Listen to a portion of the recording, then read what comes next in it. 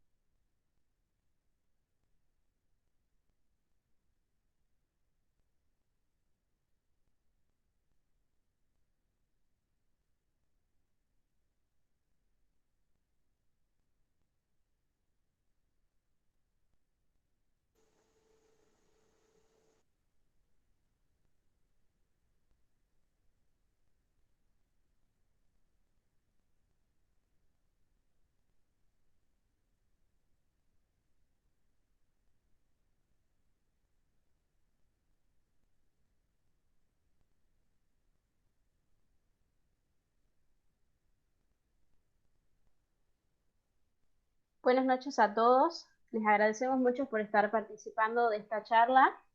Ya es la tercera de este ciclo de charlas que comenzamos hace un par de semanas. Eh, bueno, ya lo vieron al padre que entró hace un rato. Ahora se los voy a presentar. No sé, padre Sebastián, si está presente todavía.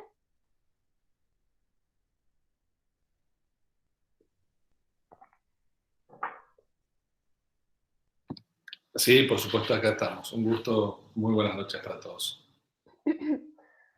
Bueno, padre, muchas gracias por su disposición. Eh, lo presento y le voy a pedir que por favor haga una oración para que comencemos. Bueno, en el nombre del Padre, del Hijo y del Espíritu Santo. Amén. Ven Espíritu Santo, llena los corazones de tus fieles, enciende en ellos el fuego de tu amor, envía tu Espíritu y serán creados, y renovarás la faz de la tierra.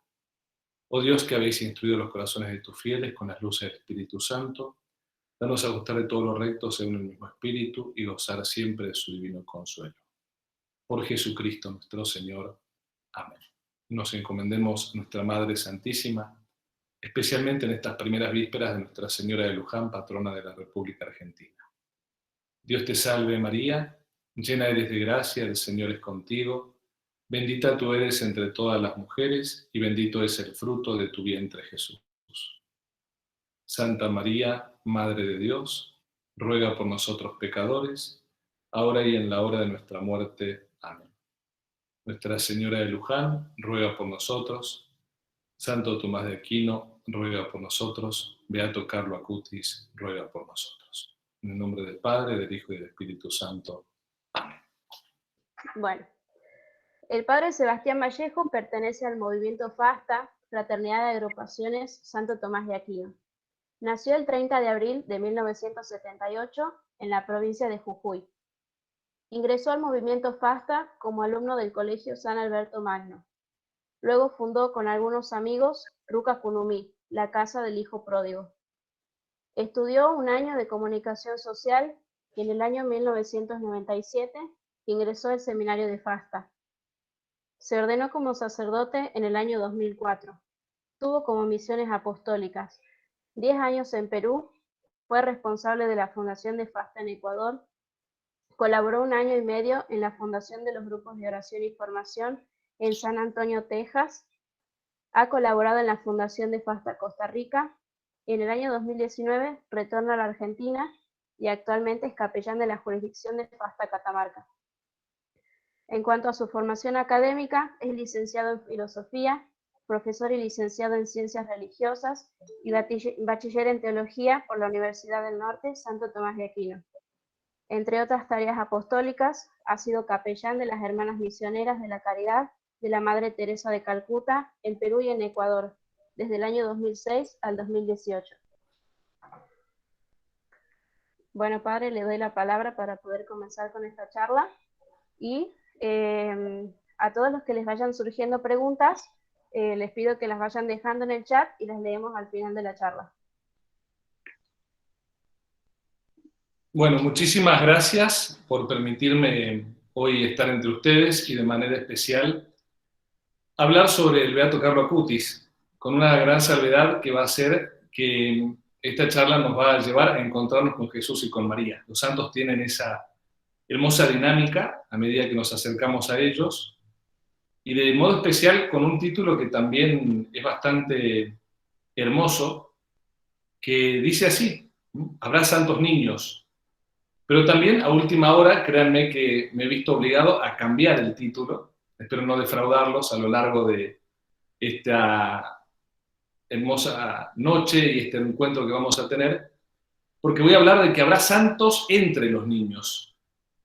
Con esta expresión queremos dar inicio entonces a esta reflexión que se da a una semana de un acontecimiento tan importante como es particularmente para nuestra vida espiritual recordar las apariciones de Nuestra Señora en Fátima. Y nos gusta partir de esta expresión atribuida al Papa San Pío X, habrá niños santos, decía el Papa, para reflexionar en primera instancia acerca de cómo nuestro Dios, ese Dios que es uno y trino, que es Padre, que es Hijo y que es Espíritu Santo, ha gustado frente a la soberbia humana hablarnos a lo largo de la historia y hacernos llegar a su mensaje de amor y conversión a partir de aquellos que son sencillos y humildes de corazón. Los niños, y particularmente los que se hacen como niños en su vida espiritual, nunca hay que olvidarlo, son los preferidos de Dios. Por eso a cada uno de nosotros también nos llega hoy la invitación de dejarnos amar por Dios con la misma disposición que la Virgen Niña tuvo para acoger el amor de Dios hecho hombre en Jesucristo. A cada uno de nosotros se nos convoca hoy para renovar el sentido profundo de la adoración debida al único Dios, como sucedió en el pesebre de Belén, cuando los pastores, y me imagino entre ellos algunos niños, acudieron al encuentro del niño Dios. A todos nos toca esta noche, con corazón de niños, inocentes y sencillos, recibir el anuncio de la salvación que María, desde los tiempos inmemoriales, pasando por Fátima y hasta nuestros días, ha querido transmitirnos. Sepámoslo bien, la llamada de María Santísima en Fátima es una invitación que brota de su inmaculado corazón para que nos volvamos hacia el amor divino de su Hijo Jesucristo. Con esta actitud, convirtiéndonos y asumiendo un itinerario personal y comunitario de reparación y penitencia para la salvación de las almas. Hoy recordemos que la llamada a la conversión que hace el Señor a través de su Santísima Madre busca la salvación de las almas y por ende pone en vigencia la invitación a la santidad. Volvamos nuevamente la mirada, si me permiten ustedes, con detenimiento, a la llamada a la conversión que hace el Señor a través de su Santísima Madre. No es otra cosa que el deseo del Cristo vivo que pasa entre nosotros y nos invita a seguirlo. Escuchemos la verdad que tenemos que repetirnos a nosotros mismos. Yo también puedo ser santo. Yo también puedo anhelar y trabajar con la ayuda de la gracia de Dios para mi salvación. La enseñanza que nuestra Madre de la Iglesia hace al hablar de la santidad, podemos escuchar. La santidad, es decir, la plenitud de la vida cristiana, no consiste en realizar empresas extraordinarias, sino en unirse a Cristo, en vivir sus misterios, en hacer nuestras sus actitudes, sus pensamientos, sus comportamientos. La santidad, enseña la Iglesia, se mide por la estatura que Cristo alcanza en nosotros, por el grado como con la fuerza del Espíritu Santo modelamos toda nuestra vida según la suya. Es ser semejantes a Jesús, como afirma San Pablo, porque a los que había conocido de antemano los predestinó a reproducir la imagen de su Hijo. Y San Agustín exclama, viva será mi vida llena de ti, al escribir sus confesiones. Por eso el Concilio Vaticano II, en la Constitución sobre la Iglesia, habla con claridad de la llamada universal a la santidad, afirmando que nadie está excluido de ella. En los diversos géneros de vida, dice el Concilio, y ocupación, todos cultivan la misma santidad. En efecto, todos, por la acción del Espíritu de Dios, siguen a Cristo, pobre, humilde y con la cruz a cuestas para merecer tener parte en su gloria. Así nos hablaba y nos enseñaba desde el magisterio de la Iglesia, por ejemplo, el Papa emérito Benedicto XVI, a quien citaba. Dispongámonos entonces a continuar este momento que estamos compartiendo, sabiendo entonces que para ser santos nos ha llamado Dios en su Hijo y continúa invitándonos a convertirnos a través de su Madre Inmaculada. Por eso, faltando una semana para recordar el gran acontecimiento de Fátima, vale decir que este acontecimiento señala el rumbo de lo que me gustaría llamar la invitación a la infancia espiritual. ¿Para qué? Para descubrir el don de la Eucaristía y el Santo Rosario como arma para esta batalla final. Cierto es que sobre la infancia espiritual mucho hay escrito a partir del gran legado de la doctora de la Iglesia. Me refiero a Santa Teresita del Niño Jesús y de la Santa Faz. Pero al hacer mención a este caminito, me refiero a cómo Dios, nuestro Señor, se ha valido del testimonio de 3 pequeños pastores para invitarnos a replantear nuestra relación con Él por medio de María, su Santísima Madre y Nuestra Señora. Desde el magisterio perenne de los pontífices, vale recordar: no debéis creer que la menor edad sea un obstáculo al camino hacia la perfección incluso consumada, es decir, la santidad. Son palabras de un papa muy grande. No me refiero a Juan Pablo II, que lo es, pero me refiero sí antes a Pío XII, hoy también siervo de Dios. Valoremos a pocos días, entonces, de celebrar el 13 de mayo, cómo estos pequeños niños sintieron en su corazón la llamada a ser evangelizadores de su pequeño pueblo y a la vez descubrieron que el llamado a la misión comprende el llamado a la santidad. Entre ustedes hay muchos que hacen misión. Son misioneros ya desde la gracia bautismal, nunca se olviden de eso. Pero la misión exige la santidad. Pensemos, por ejemplo, cómo un gran misionero y santo, como San Juan Pablo II, hablaba de ellos. Pero no conviene olvidar jamás, decía el Papa Peregrino, que la fidelidad del evangelizador a su Señor está en la base de la actividad misionera. Cuanto más santa sea su vida, tanto más eficaz será su misión. La llamada a la misión es una llamada incesante a la santidad. Aquí podríamos hacer un alto, ¿no? ¿Por qué no nos salen las cosas en nuestra vida de misión? Porque hay que trabajar más la santidad. Hay que creérsela más. A modo de plegaria personal y hecha en comunidad, podríamos decir nosotros: yo te bendigo, Padre, porque has ocultado estas cosas a los sabios e inteligentes y se las has revelado a los pequeños. Yo te bendigo, Padre, por todos tus pequeños, comenzando por la Virgen María, tu humilde sierva, hasta los pastorcitos Francisco y Jacinta, y podríamos agregar nosotros a tantos otros, llegando incluso hasta el beato Carlo Acutis. Que el mensaje de su vida permanezca siempre vivo, para iluminar el camino de la humanidad. Estoy parafraseando la oración que hacía San Juan Pablo II. Y esto es lo que hoy queremos recordar. Como sucedió en Lourdes, también en Fátima, la Virgen eligió a unos niños, Francisco, Jacinta y Lucía, como destinatarios de su mensaje. Ellos lo acogieron tan fielmente que no solo merecieron ser reconocidos como testigos creíbles de las apariciones, sino también se convirtieron ellos mismos en ejemplos de vida evangélica. Su santidad no depende de las apariciones, sino de la fidelidad y del esmero con que correspondieron al don singular que recibieron del Señor y de María Santísima. Esto es muy importante.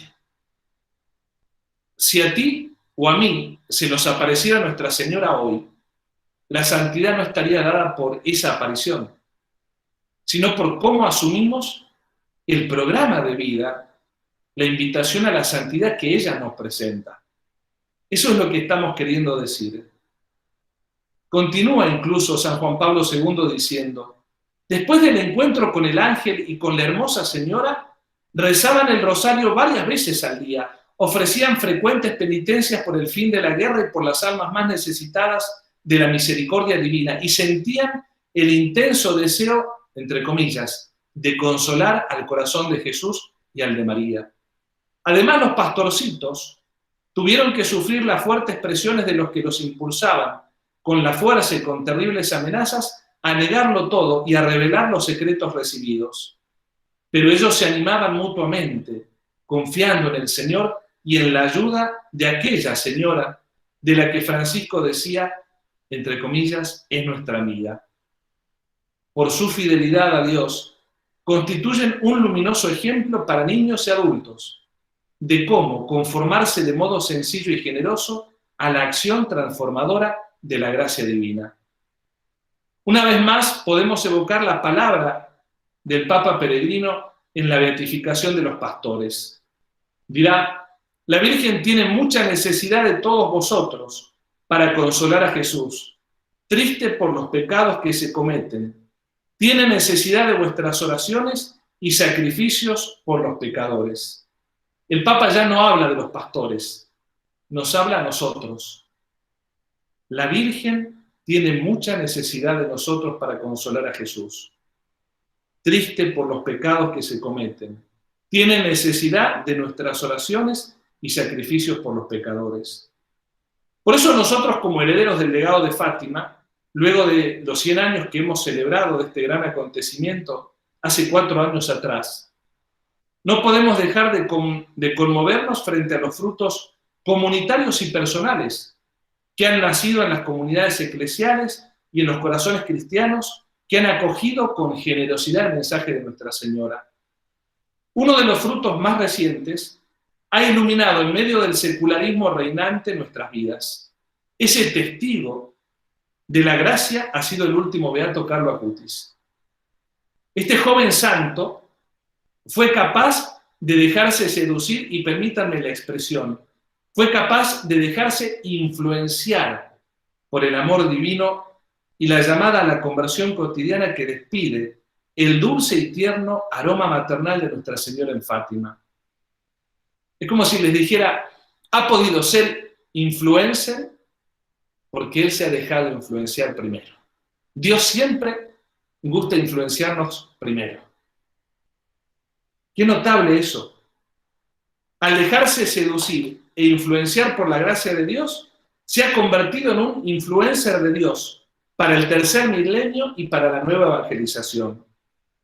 He sabido que en su vida, la visita al santuario de Nuestra Madre en Portugal tuvo para él un lugar singular en su vida espiritual.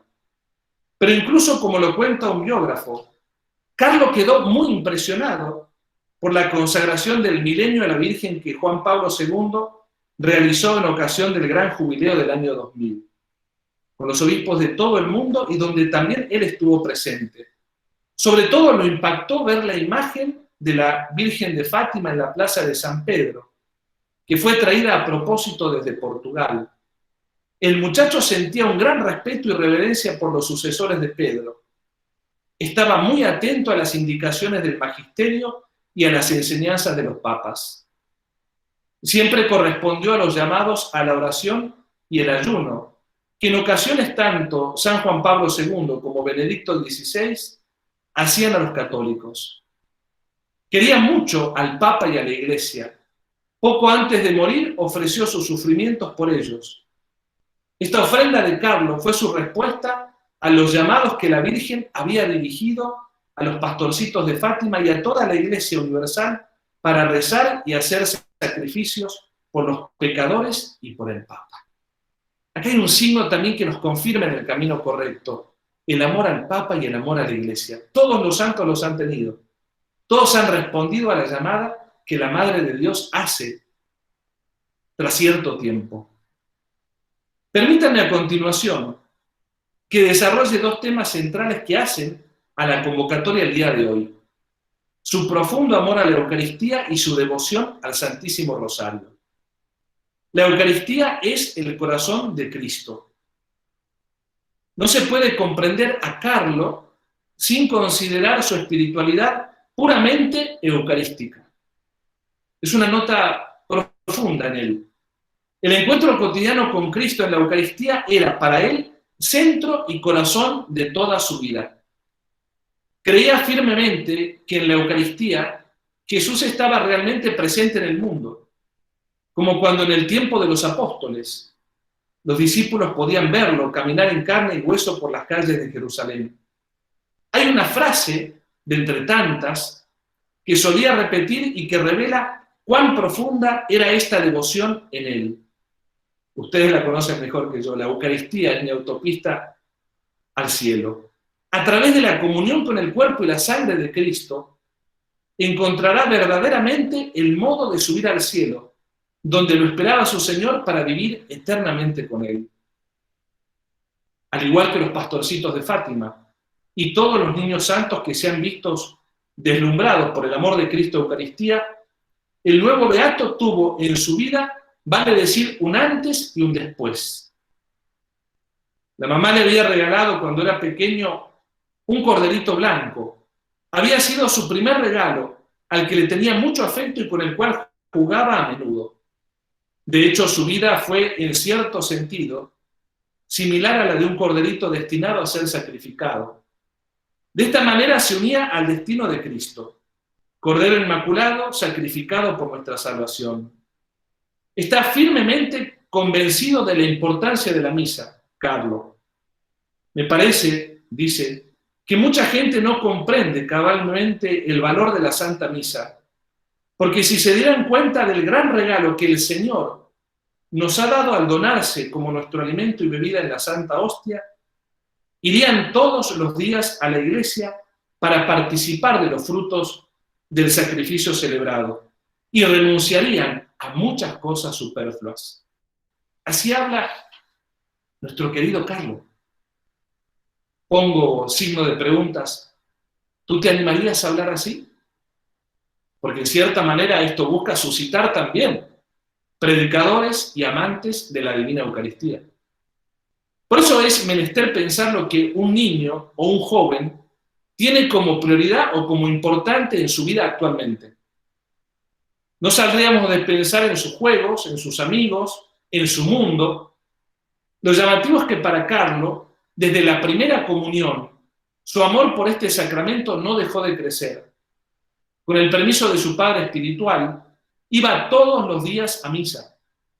Era consciente de que con los frutos de la Eucaristía cotidiana, las almas se santifican en modo excelso y son santificadas especialmente en las situaciones peligrosas que podrían perjudicar su salvación eterna. Bien podemos pensar que a imitación de los pastorcitos de Fátima, ofrecía los pequeños sacrificios por aquellos que no aman al Señor Jesús presente en la Eucaristía. Escuchemos las palabras de uno de sus padres espirituales. Como era particularmente sensible, Carlo, para comprender cuando los sacerdotes celebraban la misa con devoción y cuando advertía incluso que no estaban inmersos en la celebración eucarística, experimentaba tristeza. Miren qué notable esa profundidad de amor a la Eucaristía.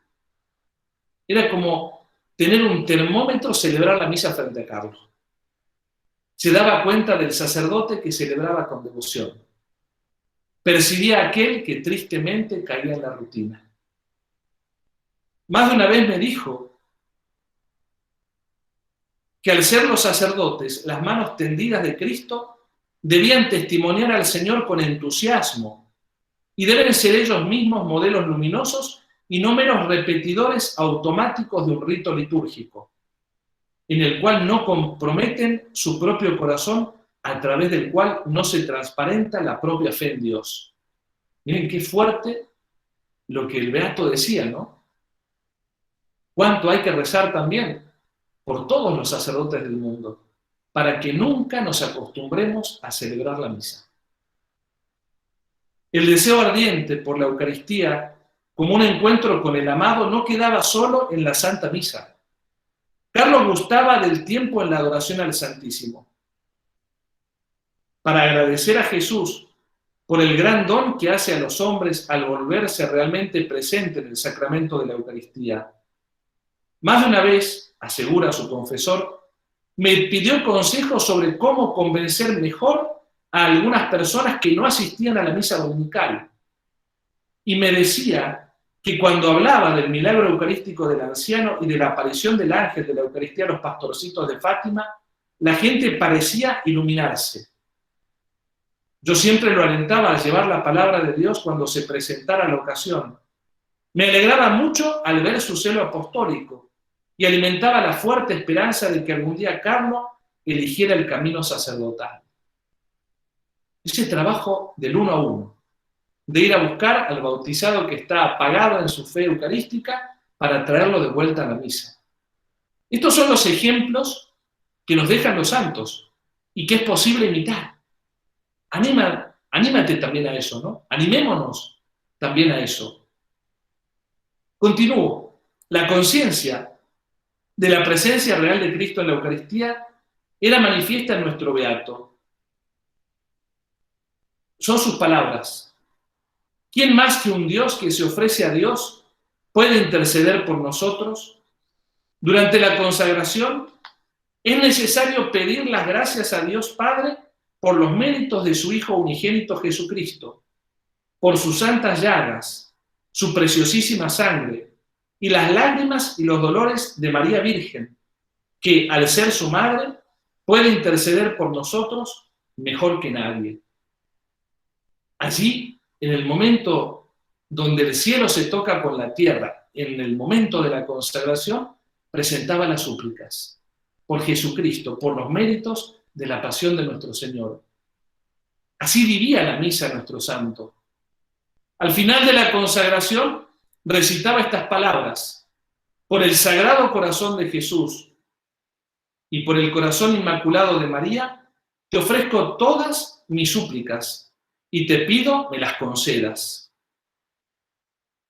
Hacía suya también Carlos la oración que le había enseñado una monja de clausura: llagas de Jesús, bocas de amor y de misericordia para nosotros, hablad propicias por nosotros al Padre Celestial y obtener para nosotros una íntima transformación.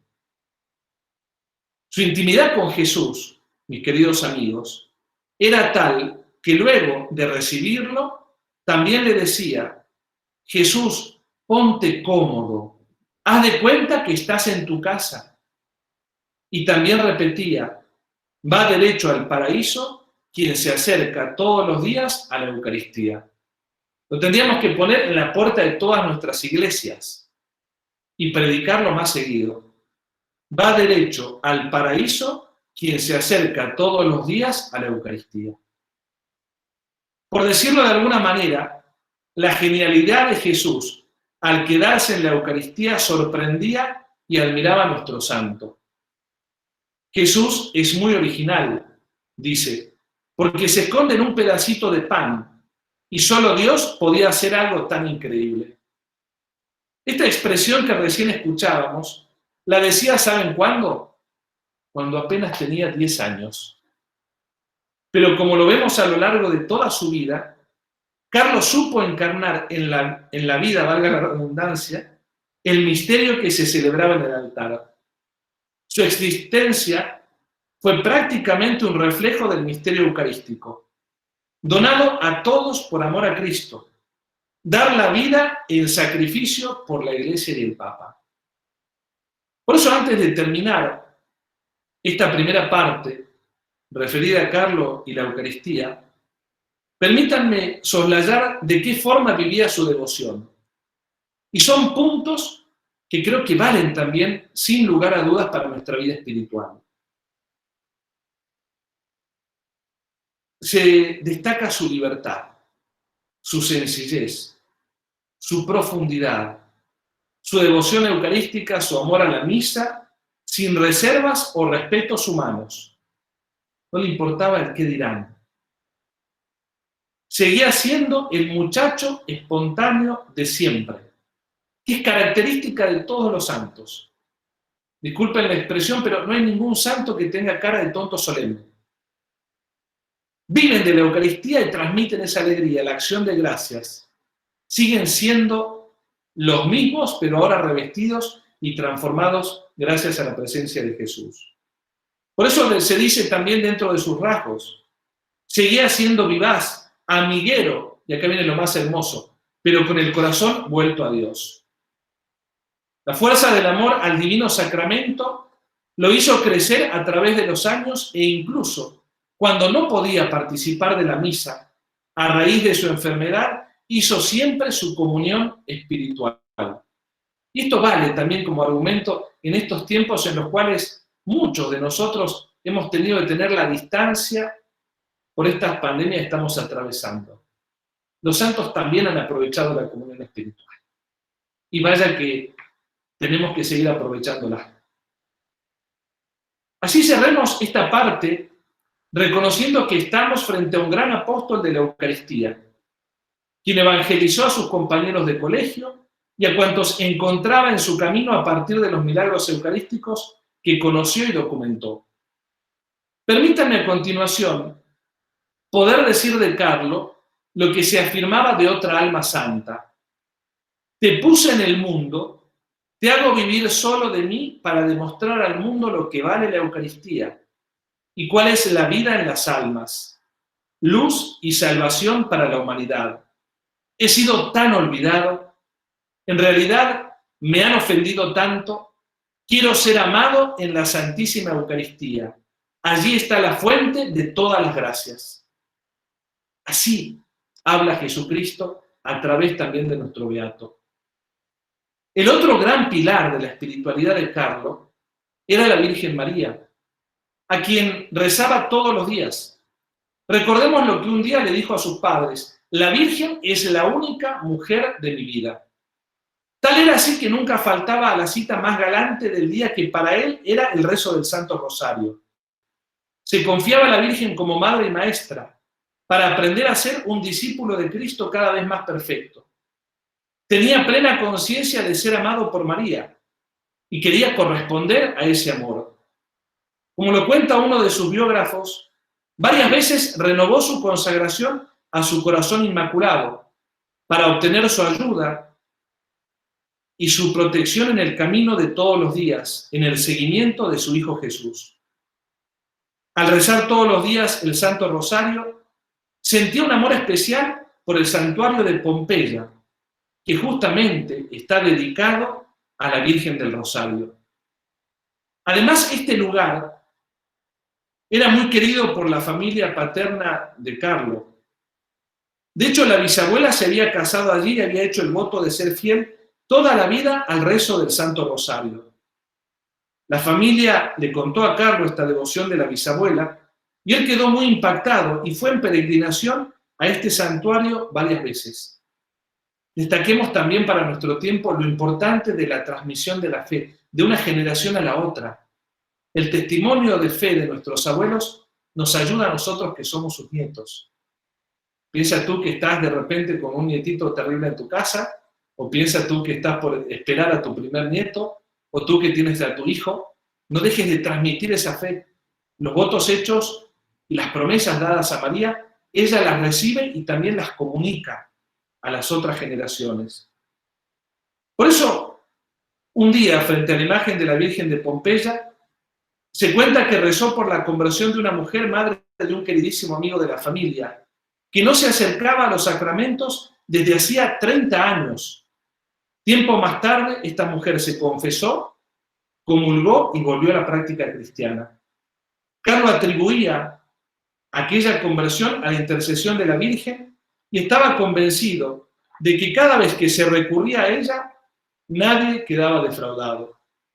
Nos cuenta uno de sus biógrafos.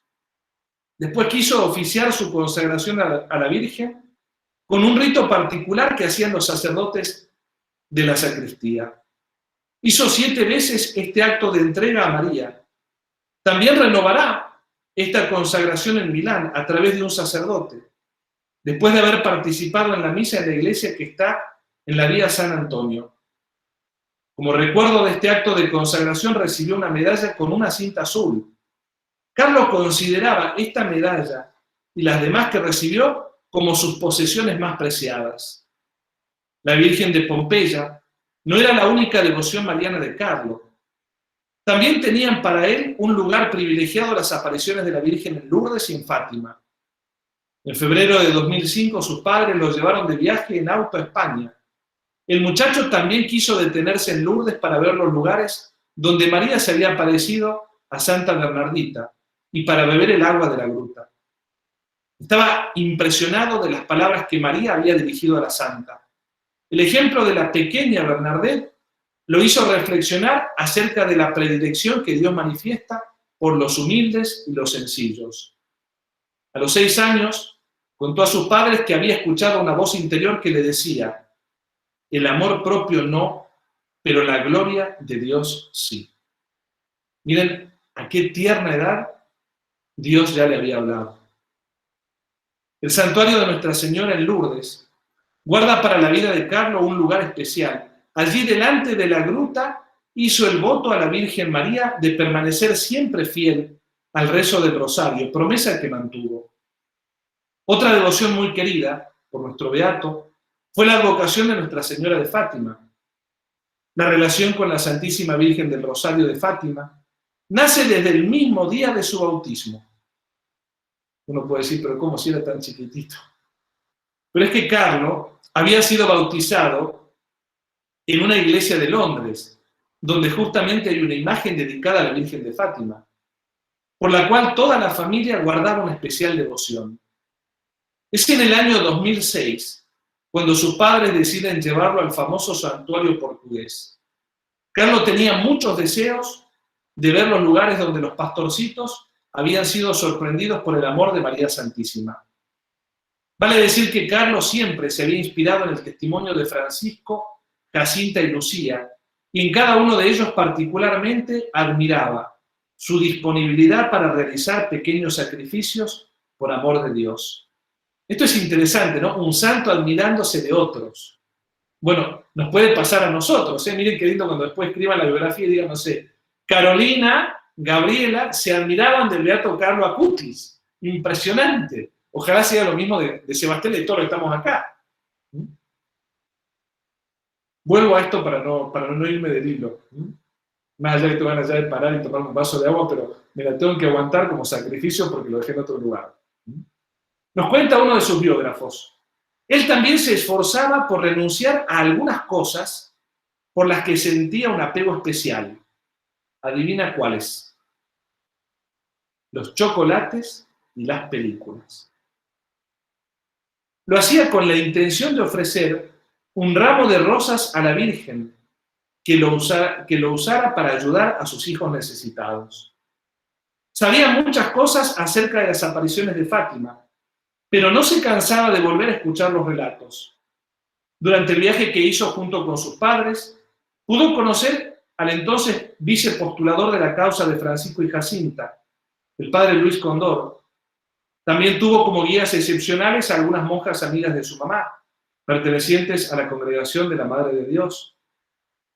Con ellas visitó una muestra montada en la casa de la postulación de los pastorcitos. La muestra estaba bien preparada y llena de fotografías que representaban algunos episodios y personajes de la época de las apariciones. Carlos escuchó atentamente las explicaciones de una monja de Lisboa, cuyo abuelo había presenciado el milagro del sol del 13 de octubre de 1917, que como ustedes saben fue visible no solo en Fátima, sino también en otras localidades de Portugal. Estaba muy impresionado por todo lo que había visto y escuchado. Años antes, Había llegado a conocer el diario de Sor Lucía, que contenía sus 4 memorias. Durante un viaje a Francia, con sus padres, tomó el diario para leerlo. Cuando llegó a la parte donde los 3 pastorcitos le preguntan a la Virgen si ellos irían también al cielo, y ella respondió que Lucía y Jacinta seguramente lo harían, pero que Francisco tendría que rezar muchos rosarios, Carlos se preocupó muchísimo. De hecho, confesó a sus padres: si Francisco, que era tan bueno, tan noble y simple, tuvo que recitar tantos rosarios para ir al paraíso, ¿cómo podré merecerlo también yo, que soy tan poco santo en comparación con él?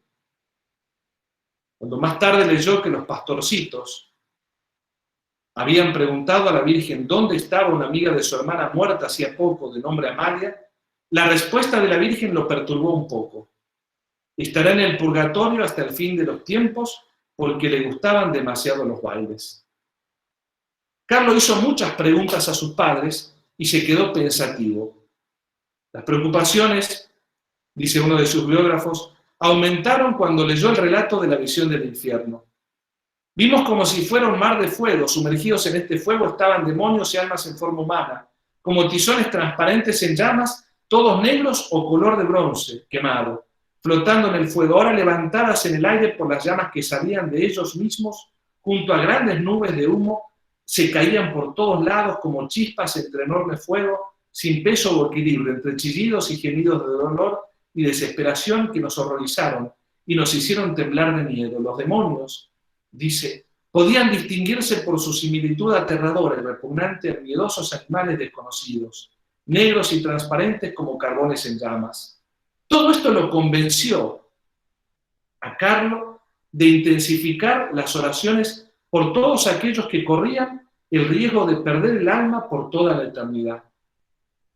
Recordemos lo que decía nuestro beato: muchas almas van al infierno porque no hay nadie que rece ni se sacrifique por ellas.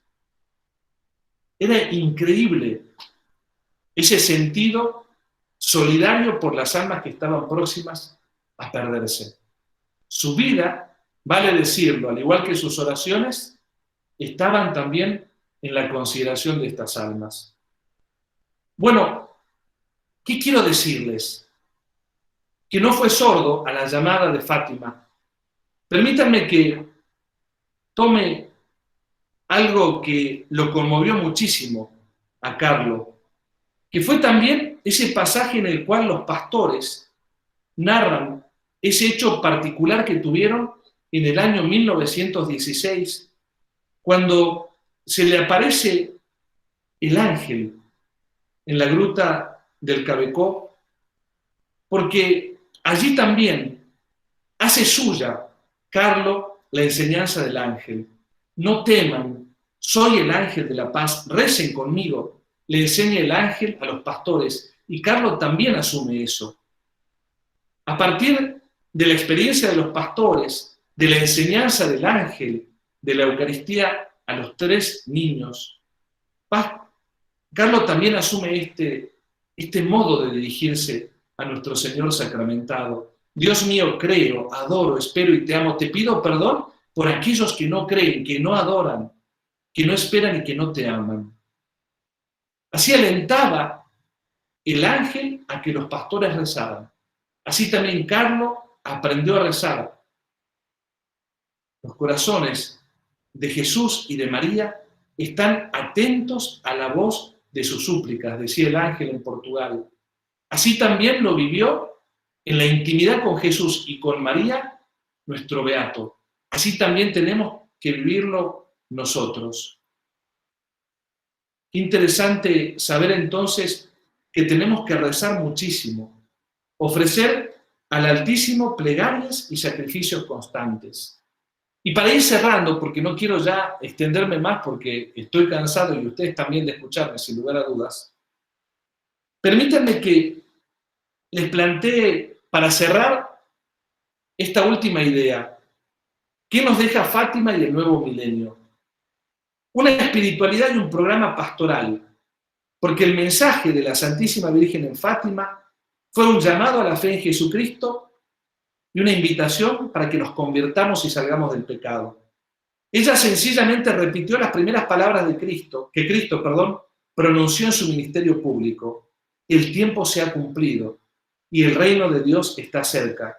Convertíos y creed en la buena nueva. Durante su primera visita a Fátima, el Papa Juan Pablo II declaró: si la Iglesia ha aceptado el mensaje de Fátima, es sobre todo porque ese mensaje contiene una verdad y un llamado cuyo contenido básico es la verdad y el llamado del propio Evangelio. Convertíos y creed en la buena nueva. Esas fueron las primeras palabras con las que el Mesías se dirigió a la humanidad. El mensaje de Fátima, que tanto enamoró también a Carlos, es en su núcleo básico una llamada a la conversión y al arrepentimiento, al igual que en el Evangelio. Como ya habíamos indicado, la Madre de Dios enseñó a los niños de Fátima a creer en Cristo y amarlo sobre todas las cosas.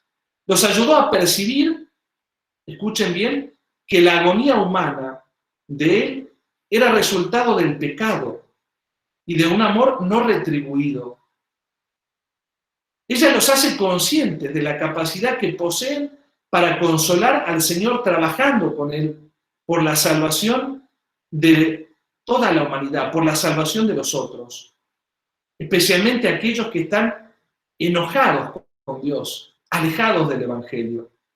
La espiritualidad que ella propuso, permítanme la expresión, es ilusoriamente sencilla. Al presentarles, entre comillas, este camino a niños pequeños e iletrados, la Santísima Virgen reveló que cualquier miembro de la Iglesia, acá viene lo interesante, que posea el corazón de niño, puede unirse a ella en la labor de colaborar para restituir la vida sobrenatural a las almas. La Virgen no habló con un lenguaje teológico solo para exquisitos, a eso nos estamos refiriendo. Habla con la sencillez para que entiendan los niños y todos aquellos que estamos llamados a hacernos como niños. Pidió que los fieles rezaran el rosario todos los días y le ofrecieran a Dios todos los sacrificios que implica ser fiel a las tareas diarias. Al pedir obras de caridad por la conversión de los pecadores, la Santísima Virgen retó a todos los creyentes a trabajar con ella por la salvación de cada ser humano. Por eso el rosario, ese rosario que la Virgen regaló a Santo Domingo y que tantos santos han amado, fue el medio propuesto por Nuestra Señora de Fátima para lograr una unión más profunda con Cristo. En cada una de sus 6 apariciones, la Madre de Dios pidió que todos los creyentes recen el rosario cada día. En la meditación de los misterios del rosario, María mantiene a su Hijo ante los ojos de sus hijos, quienes renuevan y aumentan su amor por Él. Por eso el rosario, que era esa escalera para llegar más rápido al cielo, en el sentido del gato, es también para nosotros ese instrumento que coloca a todo cristiano en contacto frecuente y hasta diario con las enseñanzas principales de la Iglesia Católica. Meditamos los grandes misterios de nuestra fe. Bueno, queridos míos, María no solo nos llama a convertirnos, nos llama a aceptar su ayuda maternal para regresar a la fuente de la redención. Consagrarnos a María, como lo hizo el beato Carlo Acutis y lo han hecho todos los santos, significa aceptar su ayuda para ofrecernos a nosotros mismos y a toda la humanidad a Él, que es santo, infinitamente santo. Significa aceptar su ayuda recurriendo a su corazón maternal, el cual a los pies de la cruz se abrió al amor por cada ser humano, por el mundo entero, para poder ofrecer al mundo, cada ser humano, la humanidad entera y todas las naciones, a Él que es infinitamente santo. La Virgen en Fátima nos lleva a descubrir que allí se subrayan las dimensiones evangélicas y catequísticas de la maternidad de María en orden a la gracia. Al llamar a los cristianos a un mayor conocimiento y amor por Cristo, María en Fátima parece señalar hacia la dirección de la nueva evangelización, que fue proclamada con tanta insistencia por el Papa San Juan Pablo II. Por eso en los comienzos del nuevo milenio se hace más evidente que nunca que Dios quiso que las apariciones en Fátima iniciaran un plan global, si me permiten la expresión, de evangelización. Por eso, desde los videntes de Fátima hasta nuestros días, vemos los frutos de santidad. Decía San Juan Pablo II, preveo que ha llegado el momento de dedicar todas las fuerzas eclesiales a la nueva evangelización y a la misión ad gentes. Ningún creyente en Cristo, ninguna institución de la Iglesia puede eludir este deber supremo, anunciar a Cristo a todos los pueblos. Quienes reciben el mensaje de Fátima entonces con el corazón abierto son evangelizados por la Madre de todos los cristianos. Mediante el carisma de Fátima, María atrae al devoto para que se una a ella en la oración y penitencia como lo hicieron los pastores de Fátima, todos los santos que han venido hasta el beato Carlo Acutis en nuestros días. Qué notable entonces que podamos decir nosotros, vino la Virgen de Fátima simplemente a abrir el camino para la nueva evangelización, para anunciar una nueva primavera para la Iglesia de Jesucristo. Lo digamos sin titubeos. La Madre de Dios, que es la Madre de la nueva evangelización, ha venido para manifestar en los santos de los últimos tiempos que la primavera nueva de la Iglesia ya ha empezado. Desde los pastorcitos hasta el beato Carlo Acutis tenemos muestra. Pero de algo estamos seguros.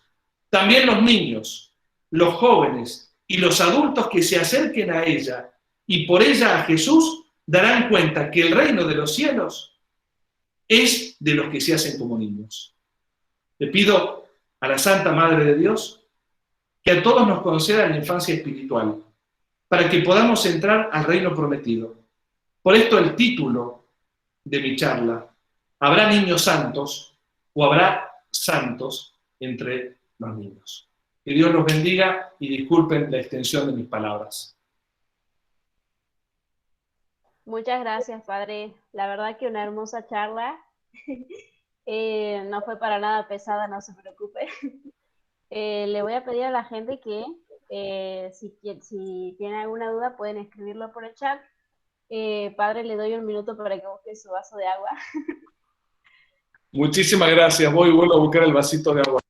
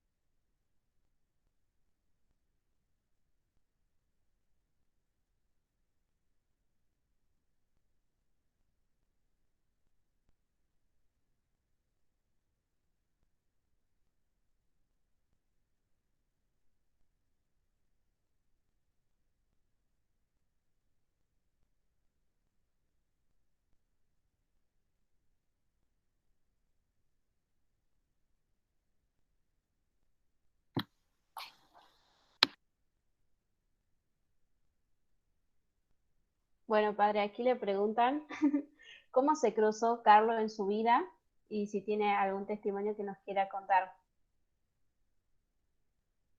Bueno, no voy a ser tan místico como algunos que tienen a veces la tentación de ser místicos. Directamente no se cruzó, me llevó puesto.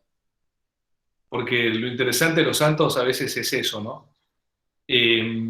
La verdad que confieso que el año pasado, cuando estaba haciendo una serie de programas para un canal católico de Perú y también preparando algunas emisiones para el canal de la ciudad, el canal de YouTube que tiene el movimiento de Fasta, en un programita que se llamaba Fuego en el Corazón, hablando sobre todo y teniendo como protagonista al Espíritu Santo. Allí en la inminencia de la beatificación de Carlos, tomé justamente conocimiento, me puse a investigar un poquito y sacamos un programa con dos grandes protagonistas secundarios, recuerden siempre el Espíritu Santo es el que nos hace santos, donde hablaba de Carlo Acutis y por otro lado el beato Pier Giorgio Frassati, que también creo que hay que tenerlo muy presente y empezar a rescatarlo más. En la vida universitaria necesitamos ese modelo de santidad y creo que lo más interesante de estos santos contemporáneos, cercanos a nosotros en el tiempo, es que no hay que hacer otra cosa que imitarlos. Si uno le habla hoy a un joven o a cualquier persona que estamos aquí, que también son jóvenes en el espíritu, ¿no? Vale decirlo, yo también me siento joven pese a las arrugas, de una Santa Teresa de Jesús, un Santo Tomás de Aquino, hay gente que sale huyendo. Primero porque dicen, mira, no se conoce ni la fotografía de él, las estampitas son muy diversas, y tú me cuentas que levitaban, que hacían grandes milagros, yo con esa no voy. Pero cuando uno mira el ejemplo de Carlo, como el ejemplo de Pier Giorgio, por nombrar algunos de los santos que podemos tener presente, no hay otra cosa que imitarlos. Ser buenos hijos, ser amigueros, hacer caridad con los pobres, ir con orgullo y con alegría a la Santa Misa, rezar el rosario, a veces, como en el caso de Pier Giorgio, hasta defender las ideas con puños, pero también sabiendo que en el fondo hay que rezar por aquellos que no conocen el amor a Dios. Digo, a partir de ese hecho se me cruzó Carlo, y a partir también, disculpen la repetición de esta expresión, a partir, digamos así, culpa de Gaby Parra, que está ahí conectada, preparé esta charla, y bueno, le agradezco porque ha sido refrescar también el cariño particular que le tengo a Fátima y lo que Fátima ha significado también en mi vida. Bueno, padre, aquí More pregunta cómo poder evangelizar a los jóvenes de su misma edad, porque muchas veces terminan discusiones. Bueno, es propio del joven discutir, es más sabio del viejo escuchar. Nos pasa a todos, acá hay que combinar las dos cosas. Yo te diría, nunca te olvides que tú también has estado en la vereda del frente. Cuando empezaste a escuchar, empezaste a recibir la fe o te empezaron a mostrar algo que no conocías. Yo me quedé muy sorprendido cuando alguna vez empecé a mirar con detenimiento a Santa Teresa de Calcuta y también, por gracia de Dios, a mi fundador, Padre Fosbury.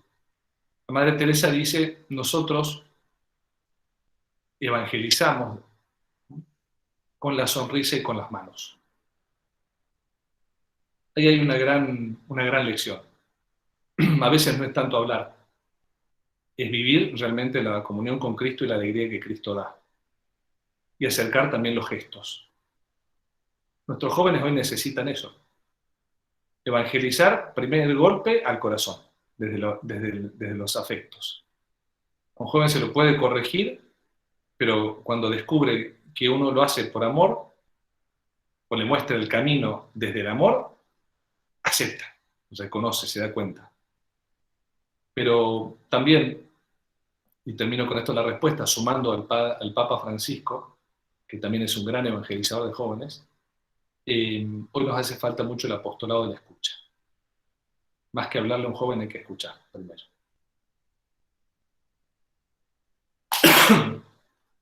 Muchas gracias, padre. Bueno, aquí nos comentan que simultáneamente está en nuestro país actualmente peregrinando a la Virgen de Fátima, junto con también están las reliquias del Beato Carlo Acutis. ¿Qué cree usted que nos puede querer decir Dios a la Iglesia argentina con esto? Conviértanse y crean en el Evangelio.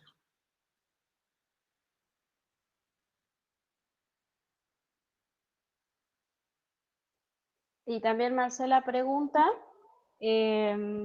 ¿cómo viviría Carlo? Esto que un poco lo mencionaba en la charla de que muchos nos pasa por esta situación de pandemia, que estamos privados de la Eucaristía. ¿Cómo lo viviría Carlo? Como lo hemos dicho, haría su comunión espiritual. No dejaría rezar por el Papa. Y también nos recordaría algo que es muy importante y lo dice él, ¿no? Que hablar mal de la Iglesia es criticarnos a nosotros mismos. En medio de las incomprensiones que a veces se dan en estas situaciones particulares que vivimos en diferentes países, ¿no? Como Iglesia. Sí. Bueno, aquí nos preguntan si sería posible ver otro joven como Carlos en santidad en estos tiempos. Es que yo creo que los hay, muchísimos. Nada más que Dios en algún momento permite que alguien que está haciendo fuego, que está quemando por el Espíritu Santo, aparezca en un lugar e incendie esa realidad. Pero santos hay muchos. Siempre cuando voy a los velorios, lo aprendí de un sacerdote amigo, el padre Francisco, antes de dar la bendición final, le pregunto a los deudos, a las personas que están allí acompañando ese momento de dolor, cómo era la persona que se acaba de ir. Y allí empiezan a emitir hermosas palabras. Era buen padre, era un amigo leal, era honesto, era trabajador. Pregunto, ¿eso no es propio de un santo?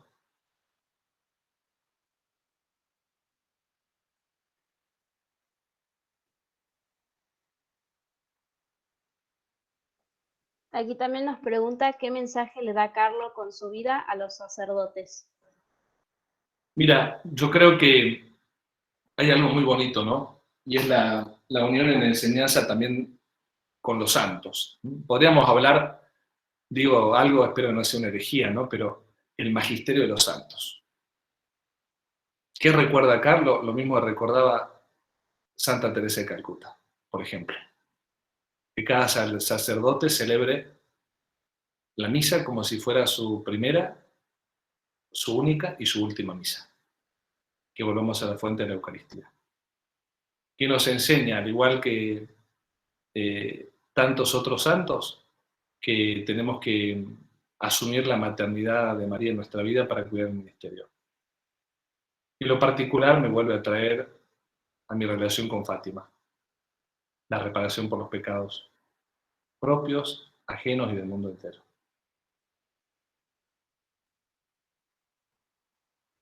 Bueno, padre, ya para ir cerrando, le voy a pedir si nos puede dar un mensaje a todos los que estamos trabajando para esta peregrinación. Bueno, no hagamos otra cosa que seguir el programa de Carlos. La misa diaria, si pueden, la adoración eucarística para darle gracias a Jesús por estar allí y de modo especial el rosario. No vale de nada la gira si es que otros se encuentran con Jesús y con María y nosotros no nos convertimos al Sagrado Corazón y al Inmaculado Corazón de nuestra Madre.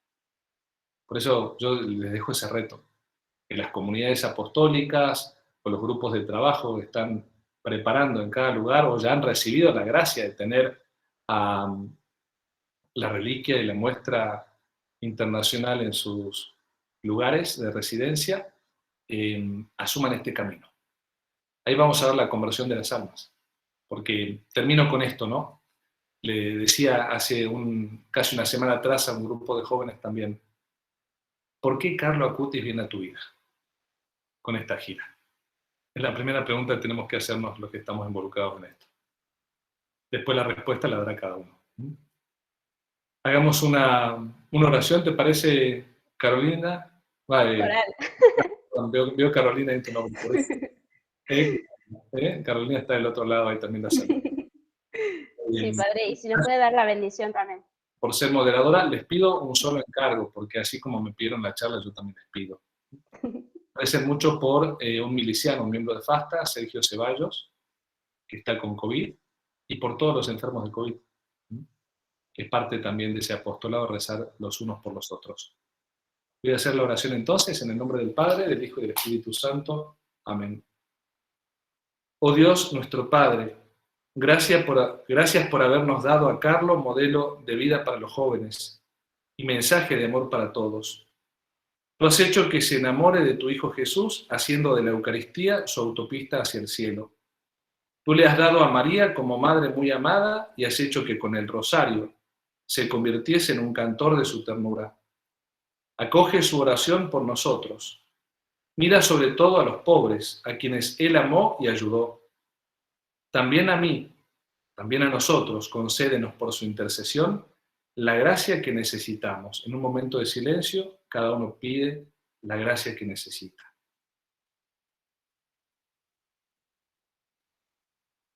y haz que nuestra alegría sea plena, conduciendo a Carlos entre los beatos de tu santa iglesia, o entre los santos de tu santa iglesia, a fin de que su sonrisa siga resplandeciendo para nosotros, para gloria de tu nombre. Amén. El Señor esté con ustedes. Y con tu espíritu. Que el Señor los bendiga, la Virgen los proteja, en el nombre del Padre, del Hijo y del Espíritu Santo. Amén. Nuestra Señora de Luján, ruega por nosotros. Santo Tomás de Aquino, ruega por nosotros. Beato Carlo Acutis, ruega por nosotros. Que Dios los bendiga. Muchas gracias. Recen por mí. Hasta la próxima. Muchas gracias, Padre.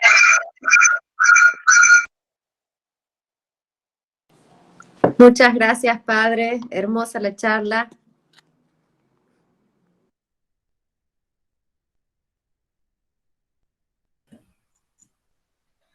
Bueno, muchas gracias a todos los que